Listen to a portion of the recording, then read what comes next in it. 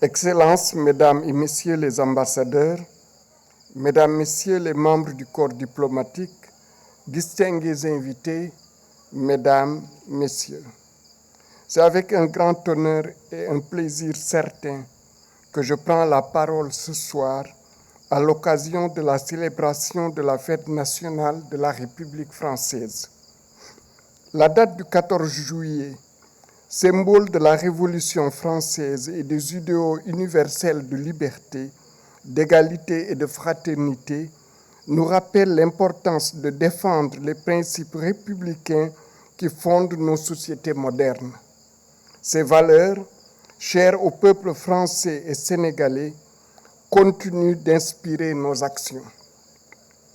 En cet instant solennel, permettez-moi, au nom du président de la République, son Excellence M. Bassirou Diomaye Diakhar Faye, du Premier ministre M. Ousmane Sonko, de l'ensemble du gouvernement et du peuple sénégalais, d'adresser nos chaleureuses félicitations à son Excellence, Madame Christine Fage, ambassadrice de France au Sénégal, au gouvernement et au peuple français. À ces félicitations, nous joignons aussi nos meilleurs vœux de paix, de prospérité et de bonheur continu à la nation française.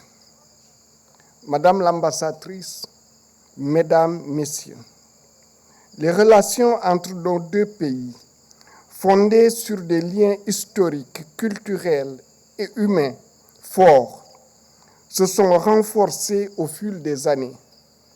En effet, la France demeure l'un des principaux partenaires du Sénégal, notamment sur le plan économique et culturel.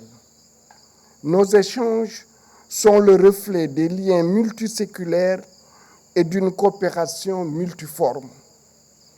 Ces relations d'exception reposent notamment sur des échanges bilatéraux de haut niveau à travers de nombreuses visites officielles et des rencontres de travail.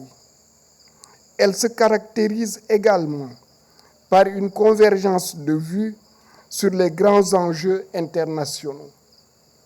Il importe de souligner avec satisfaction qu'au-delà des valeurs fondamentales que nous partageons, telles que la solidarité, la liberté et l'attachement à la paix, notre coopération bilatérale s'illustre aujourd'hui par des réalisations tangibles dans plusieurs secteurs stratégiques. Ces avancées concernent notamment la santé, le développement social, l'éducation, la formation, les transports, l'énergie, l'assainissement, le développement local, l'agriculture, l'élevage, le sport, ainsi que la gouvernance. Il me plaît de citer, à titre d'exemple, le programme d'appui aux initiatives de solidarité pour le développement, PAISD, qui soutient les projets d'investissement privés portés par la diaspora sénégalaise en France, contribuant ainsi au développement économique et social de leur territoire d'origine. De même, le dispositif conjoint de soutien de la coopération décentralisée franco-sénégalaise, qui s'est réuni il y a quelques semaines, constitue une illustration remarquable de cette dynamique. Les échanges commerciaux sont en constante progression, avec une hausse de 10%. Les investissements directs français ont aussi augmenté de 15% ces dernières années. Dans la même optique, nous ne pouvons manquer d'évoquer les résultats obtenus dans le domaine de l'enseignement supérieur et de la recherche, avec le financement par l'AFD de la construction de 2 instituts supérieurs d'enseignement professionnel implantés à Richard Toll et Bignona. S'y ajoute la création à Diamniadio d'un campus franco-sénégalais d'une plateforme numérique réalisée par le groupe Atos, ainsi que d'une autre plateforme dédiée à la génétique moléculaire en collaboration avec l'Université d'Évry-Val d'Essonne. En outre, il convient de noter que la France demeure la première destination des étudiants sénégalais, dont le nombre est actuellement estimé à plus de 13 000 étudiantes et étudiants. Toutefois, face à des contextes nationaux nouveaux, des populations plus exigeantes et des situations régionales et internationales particulièrement complexes, le Sénégal et la France doivent réinventer leur partenariat et saisir les nouvelles opportunités qui existent dans un environnement que nous voulons voir comme stimulant, quoique difficile. De ce point de vue, les questions prioritaires d'adaptation au changement climatique, de sécurité et de gestion des migrations, entre autres, constituent des défis majeurs que nous sommes appelés à relever ensemble.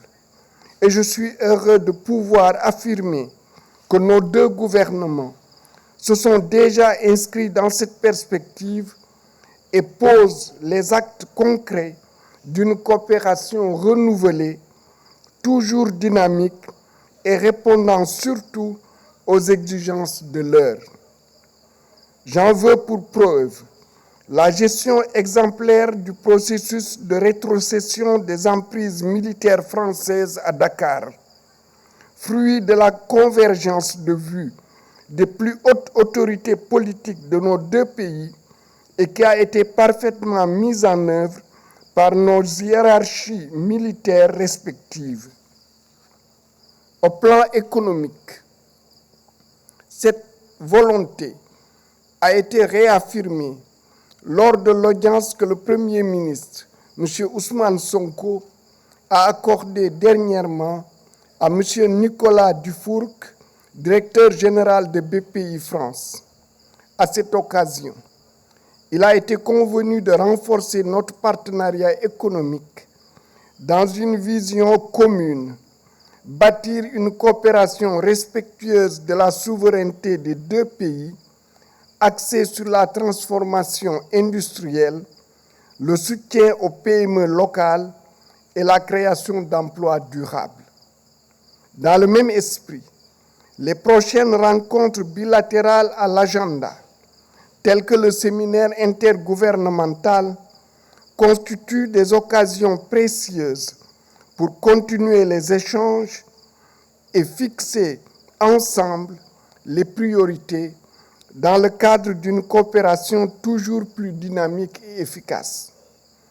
Excellence, Madame l'ambassadrice, je voudrais, pour finir mes propos, et au nom du président de la République, du gouvernement et du peuple sénégalais, vous souhaiter ainsi qu'à vos collaborateurs, vos familles et à la communauté française d'ici et d'ailleurs, une excellente fête nationale.